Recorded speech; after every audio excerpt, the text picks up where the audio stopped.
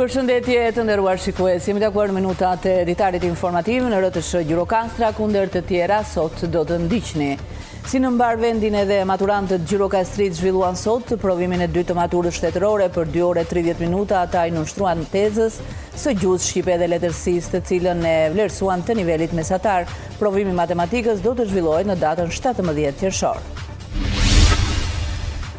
Gjirokastra për 2 ditë me radhë do të jetë pjesë e stërvitjes rajonale për gatishmërinë ndaj zjarreve të verës. Agjencia Kombëtare e Mbrojtjes Civile në bashkëpunim me forcat e armatosura do të jenë prezente në repartin e Gërhotit, ndërkohë që është kërkuar edhe mbështetja e komunitetit. Bashkia e Gjirokastrës ka nisur hartimin e planit të masave parandaluese për zjarret gjatë muajve të nxehtë të vitit. Drejtoria e Mbrojtjes nga zjarri dhe shpëtimi ka nisur takime sensibilizuese me drejtuesit e njësive administrative, kryeplejt dhe blegtorët, duke kërkuar edhe bashkëpunimin e tyre në rastet e emergjencave. Në Vliserat të Dropullit të Sipërm, Çeli Siparin, edicioni 5 i filmit me metrazh të shkurtër. Në këtë festival do të konkurrojnë 33 filma, kryesisht të autorëve shqiptar dhe grek. Ju njohim tani më gjërësisht si në mbar vendin edhe maturantët Gjirokastrit zhvilluan sot provimin e dytë të maturës shtetërore. Për 2 orë 30 minuta, ata i nënshtruan tezës së gjuhës shqipe dhe letërsisë, të cilën e vlerësuan të nivelit mesatar. Provimi i matematikës do të zhvillohet në datën 17 qershor. 301 maturantë të shkollave të mesme që funksionojnë në bashkitë Gjirokastër e Libohov janë nënshtruar sot provimit të dytë të maturës shtetërore 2025, gjuhë shqipe dhe letërsi. Ky provim u administrua në 3 qendra, 2 pranë gjimnazit Asim Zeneri dhe 1 në shkollën nëntëvjeçare Koto Hoxhi. Prej tyre, testi u vlerësua i nivelit mesatar. Si të duk teza? Teza ishte i niveli mesatar për të gjitha nivelet, më duke thjesht. Më bën të gjitha pyetjet. Teza ishte shumë e lehtë, qofse kishte përqendrim nuk ishte as problem, ishte mesatare, mund të them, as niveli lehtë, pas niveli vështirë. Kishim Gjulja Tërsin, kishim këngët e Milosaos si vepër. Edhe mendoj se i bëm. Teza ishte si tezë mature, e vështirë me ato pyetjet e saj, nga të ruse, po i bëm të gjitha. Po cilat pyetje i vendosën në vështirësi të rinjt? Vështirësi më shumë tek pjesa e gjuhës, tek ato me shkëllime, edhe seja ishte thjesht. Më shumë te letësia, pasi duhet përcaktuar në fillim teksti, pastaj se siç përcakton tekstin janë në vazhdimsi secila pikë në lidhje me tekstin.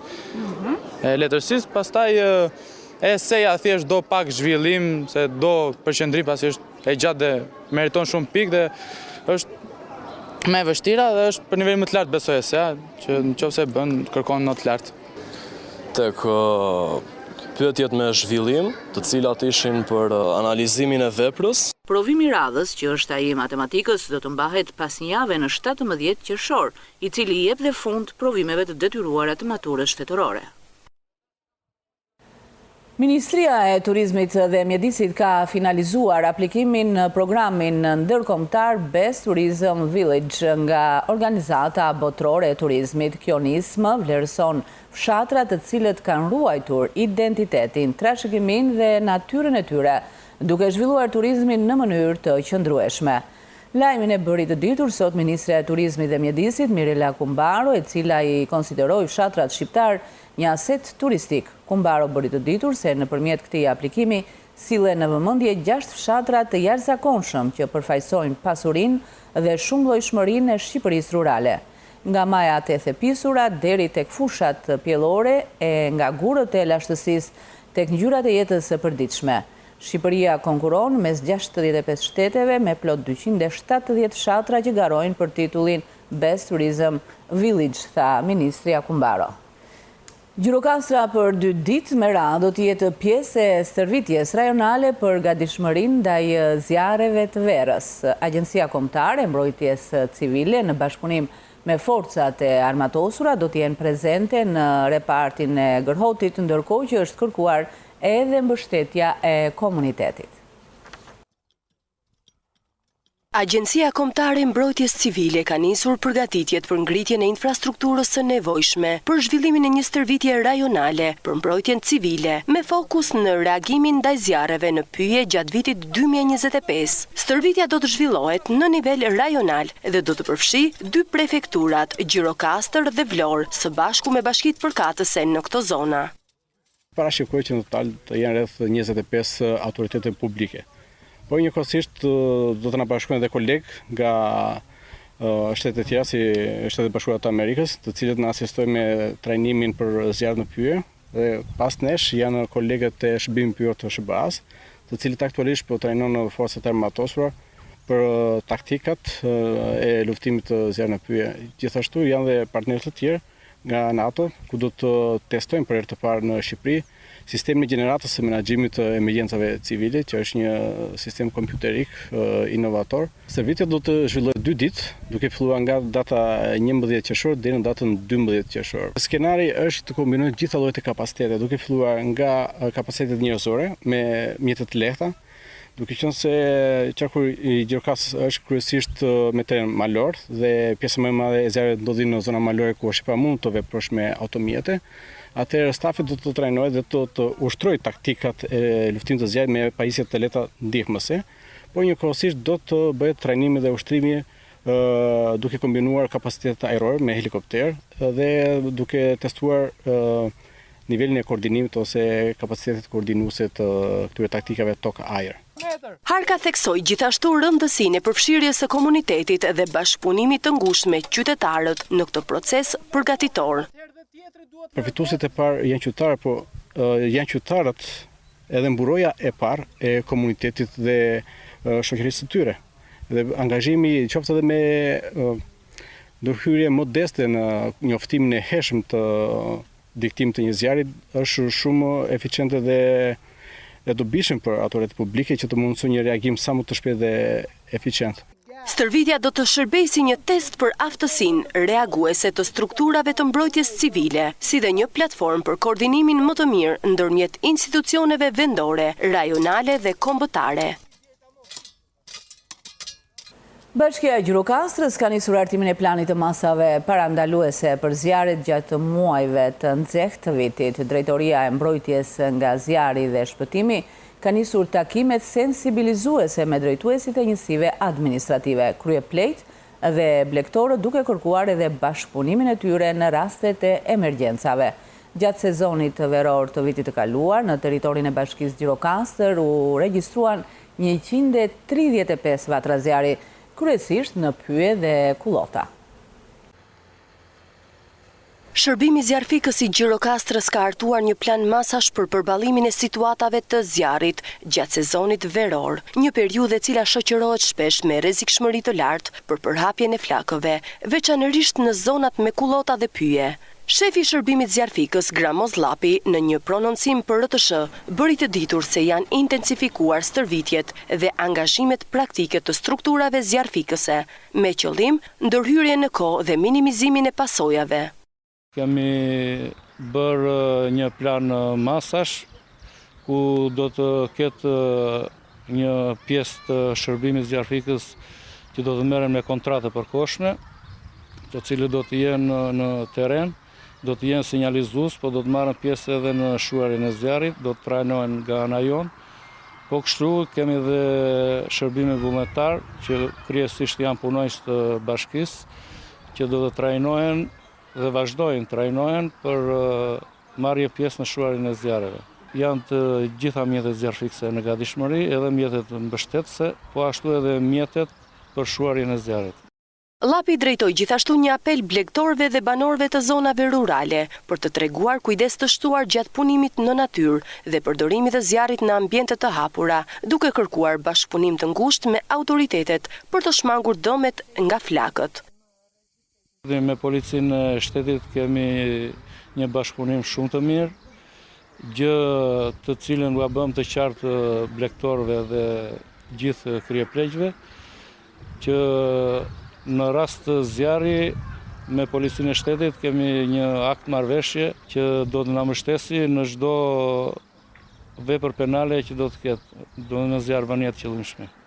Sipas të dhënave zyrtare, gjatë vitit 2024, qarku i Gjirokastrës është përballur gjithsejt me 135 raste zjarri, të shpërndara në kategori të ndryshme, 10 zjarre në objekte banimi, 11 në ambiente si magazina, salla e të tjerë, 14 në mjete transporti, 96 në pyje dhe kullota, 3 në mbeturina, 1 në objekt didaktik. Autoritetet lokale janë në gatishmëri dhe u bëjnë thirrje qytetarëve që të raportojnë menjëherë çdo rast zjarri pranë shërbimit zjarfikës. Pozita gjeografike dhe klima e favorshme po bëjnë që agrumet e Konispolit jenë në pjesë e tregut europian, por njëkohësisht ngjallin interesin e investitorëve të huaj. Autoritetet vendore po i mirpresin këto bashkëpunime të cilat sjellin zhvillim ekonomik dhe mundësi punësimi për banorët. Vitet e fundit, Bashkia e Konispolit ka tërhequr vëmendjen e investitorëve të huaj, të cilët po shfaqen një interes në rritje për të investuar në kultivimin dhe përpunimin e agrumeve. Ky interes shihet me pozitivitet nga vetë autoritetet vendore, të cilat e konsiderojnë këtë një mundësi të madhe për zhvillimin e mëtejshëm të sektorit bujqësor në zonë. Vitet e fundit ka pasur një interes nga të huaj, të cilët duan të investojnë në lidhje me kulturat, makrokulturat, me agrume, dhe nga ana bashkësonë shihet si diçka pozitive ku një huaj vjen për të investuar në bashkinë tonë. Një ndër arsyet kryesore që kanë nxitur këtë interes është vetë pozita gjeografike dhe klima e Konispolit, që ofron kushte të shkëlqyera për prodhime cilësore të agrumeve. Përveç kësaj, zhvillimi i turizmit ka bërë që kjo zonë të njihet më shumë, duke e bërë atë më tërheqëse për investime të huaja në sektorin bujqësor. Duke ardhur shumë turistë të huaj vitet e fundit, ka bërë që të shikojnë se këtu është një vend bujqësor dhe të kërkojnë të investojnë në lidhje me agrume. Autoritetet vendore janë të hapura për bashkëpunim me investitorë që duan të sjellin teknologji të reja, standarde moderne të përpunimit dhe mundësi të reja punësimi për komunitetin lokal. Kjo pritet të ndikojë pozitivisht jo vetëm në rritjen e prodhimit, por edhe në përmirësimin e cilësisë së jetës për banorët e zonës. Zhvillimi i turizmit në Gjirokastër po sjell edhe çeljen e strukturave të reja akomoduese. Vetëm gjatë këtij 6 mujori janë regjistruar 30 subjekte të reja. Shifër kjo që sipas shoqatës hotelierëve bie ndesh me statistikat e tyre. Përfaqësues të kësaj shoqate thonë se mos regjistrimi i këtyre subjekteve po rrit informalitetin në këtë sektor. Informaliteti në sektorin e turizmit po kthehet në një shqetësim për biznesin lokal në Gjirokastër, për sa i përket cilësisë dhe standardeve të shërbimit për vizitorët. Shoqata e hotelierëve apelon se një numër i konsiderueshëm aktivitetesh, kryesisht të turizmit familjar, për të cilat nuk ka një numër të saktë se sa mund të jenë çelur, pasi nuk pajisen me dokumentacionin përkatës, po bëhen problematik për sa i përket cilësisë që ofrojnë për turistët. Shtimi i njësive akomoduese është një gjë shumë e mirë për turizmi, i cili është oportunitet për të gjithë. Por në vitet e fundit është bërë problem. Është bërë problem jo për konkurrencën normale, për konkurrencën e padrejtë të mos pagesës, si dhe të uljes së çmimeve pa kriter, të cilat sjell edhe uljen e cilësisë së shërbimit dhe është një pjesë që e vuajmë të gjithë në markën tonë. Strukturat familjare është një shërbim që i bëhet turistit në mënyrë familjare, të këndshme, të mekpritëse, por kuptohet që ne duhet të ngrëm nivelin e shërbimit të turizmit, sepse turisti kërkon edhe standarde. Duke u nisur dhe nga shifrat e krahasimit me vjet, jemi mirë me grupet, por shohim një rënje të individëve. Ndoshta është spostuar, sepse ardhja e individëve kryesisht lidhet me paketën e tyre që vizitojnë dhe Përmetin dhe Sarandën dhe pjesë të tjera të qyteteve. Përgjatë këtij viti, zona e Gjirokastrës është vizituar nga mbi 70.000 turistë, pjesa më e madhe e të cilëve të huaj, ndërsa pritet një rritje e numrit të vizitorëve gjatë periudhës së verës. Policia rrugore në Gjirokastër ka intensifikuar kontrollet gjatë muajit maj, ndërkohë që janë arrestuar 3 drejtues mjetesh dhe janë proceduar penalisht 7 të tjerë për veprat penale, drejtimi i mjeteve në mënyrë të parregullt dhe shkelja e rregullave të qarkullimit rrugor. si dhe janë pezulluar 9 leje drejtimi. Kontrollet janë përqendruar në parandalimin e shkeljeve që përbëjnë rrezik për jetën e përdoruesve të rrugës, si dhe në garantimin e një ambienti të sigurt për qytetarët. Janë vendosur gjithsej 1873 masa administrative për shkelje të tilla si tejkalimi i shpejtësisë, parakalime të gabuara, mosvënia e rripit të sigurimit, përdorimi i celularit gjatë drejtimit të mjetit, mosvendosja e kaskës mbrojtëse nga drejtuesit e automjeteve, drejtimi i mjetit nën efektin e alkoolit, si dhe shkelje të tjera në kundërshtim me dispozitat e kodit rrugor. Kontrollet nga policia rrugore do të vijojnë në të gjitha akset rrugore urbane, interurbane dhe rurale, duke përdorur të gjitha mjetet bashkohore logjistike me qëllim për mbushjen e parametrave të sigurisë rrugore. Në Vrisera të Dropullit sipër mçeli siparin edicioni 5 i filmit me metrazh të shkurtër. Në këtë festival do të konkurojnë 33 filma, kryesisht të autorëve shqiptar dhe grek. Prej 7 ditësh, nga data 9 deri në datën 15 qershor, do të zhvillohet në Dropull edicioni 5 i filmit me metrazh të shkurtër. Në një ambient, në një dekor, dhe në një atmosferë krejtësisht të ndryshme nga vitet e kaluara, qelë siparin edicioni 5 i festivalit të filmit me metrazh të shkurtër. Pikërisht këtu, në një godinë historike, në shkollën 9-vjeçare të Vriseras. Edhe në këtë edicion, frymëzimi i organizatorëve është puna me nxënësit e shkollave. Në gjithmonë kemi studimin tek fëmijët, tek rinia, domethënë zhvillimin e artit dhe kulturës të nxjerrim ato që kanë nga brenda, sepse mendojnë që nuk dinë. Nxënësit e Bularatit morën pjesë në festivalin e Olimpias, që është një festival ndërkombëtar që nuk e prisë mendje që do merreshin pjesë. Aty u prandu filmi edhe i ftuan dhe ata që ishin prezent në këtë festival. Kështu që prandaj vendosëm që këtë vit jemi këtu në Vrisera. Të jemi pranë këtyre fëmijëve, këtyre nxënësve të Bularatit, që të kemë mundësi të vazhdojnë sa më shumë artin dhe kulturën. Edhe idenë e tyre që mund të bëjnë regjisorët e ardhshëm. Juria e festivalit do të përbëhen nga artistë të ardhur nga Shqipëria, Greqia dhe Kosova. Regjizori i njohur Nikos Theodosiu është pjesëmarrës në të 5 edicionet e këtij festivali. Είναι ιδιαίτερη χαρά βέβαια που βρίσκομαι. Vi në Dropull për të 5ën herë radhës, ku kam qenë pjesëmarrës në të gjitha edicionet e festivalit të filmit me metrazh të shkurtër. Si vjet do të konkurrojnë mbi 40 filma, kryesisht të autorëve shqiptar dhe grek, nga të cilat do të jenë në konkurrim 33 prej tyre. Dua të shtoj se një pjesë e filmave janë përgatitur me shumë sukses, besoj, nga studentë të fushës së artit. Στους ανθρώπους εδώ. Gjithashtu, në ceremoninë e çeljes së festivalit përshëndetën kryetari i Bashkisë Dropull zoti Dimitra Ktoli, si dhe deputeti zgjedhur në qarkun e Gjirokastrës, zoti Piro Dhima, ndërsa ceremonia mori ngjyra festive nga interpretimi i grupeve artistike të zonës dhe të shkollës së bashkuar Bulerat.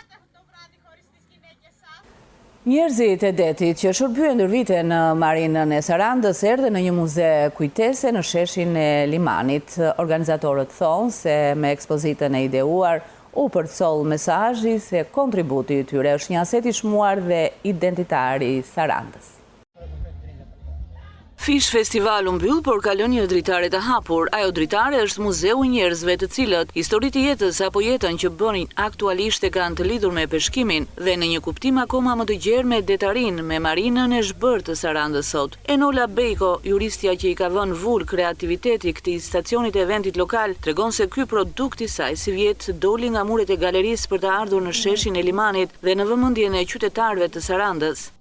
Kjo ekspozit synon që të kthejë në vëmendjen e qytetarëve një pjesë të rëndësishme të Sarandës që janë marinarët e qytetit tonë. Ardh ekspozita në një formë pak më dinamike si vjet, duke u marrë kryesisht me jetën e tyre, me emocionet që ata kanë përjetuar në det dhe me çfarë ata i ka lidhur pasgjithmërisht me detin.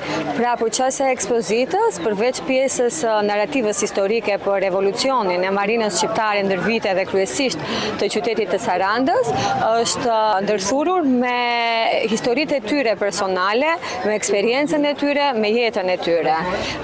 Është një kujtesë për të gjithë ata të cilët shpirtin e kanë akoma të lidhur me detin dhe që kthehen sërish pranë tij. Ajo shfaqet të interesuarve në formatin e një ekspozite alternative ku çdo kurreshtar apo kalimtar ndihet i tërhequr nga pjesët përbërëse të saj. Ekspozita është e përbërë në disa seksione. Një seksion është me fotografitë e marinarëve, siç janë sot, por dhe siç kanë qenë dikur kur kanë qenë duke ushtruar detyrën e tyre. Gjithashtu, pjesë e ekspozitës është edhe një video e cila përmban copsa jete nga jeta e tyre dhe nga çfarë kanë jetuar ata në det, dhe një pjesë tjetër e cila është pak për një moshë pak më të re, që është interaktive me një pyetje e cila lëviz në ekran dhe përgjigjen e të cilës mund të kthej secili nga vizitorët e kësaj ekspozite. Realizuesja Enola Bejko thot se me ekspozitën e ideuar prej saj u përcoll mesazhit se njerëzit e detit janë një aset i çmuar dhe identitar i Sarandës. Ajo që ne dëshironim të sillnim ishte që kujtimet e tyre t'i bënim të prekshme për secilin nga qytetarët dhe t'u japim një mesazh që ata, duke qenë se janë mes nesh, nuk do harohen asnjëherë dhe kanë një vlerë të jashtëzakonshme për qytetin ton, po dhe për qytetarët, jo vetëm për familjet e tyre. Ekspozita dedikuar brezave të njerëzve të detit erdhi si një muze kujtese dhe në kujtim dhe nderim për çdo njërin prej tyre, duke u bërë vizitor i saj në pak minuta çdo kush bëhet udhëtar në historinë e detarisë dhe të peshkimit, me vjetërsi në shekuj dhe me fokus në 100 vjeçarin e fundit për Sarandën dhe rajonin. Voglushët Gjirokastrit kanë shijuar sot shfaqjen teatrale kur festohej një ditëlindje. Kjo pjesë erdhi nga fëmijët që frekuentojnë rrethin e aktrimit në Qendrën Kulturore Fato Berberi, të cilët punuan për një kohë të gjatë për ta prezantuar atë sa më bukur.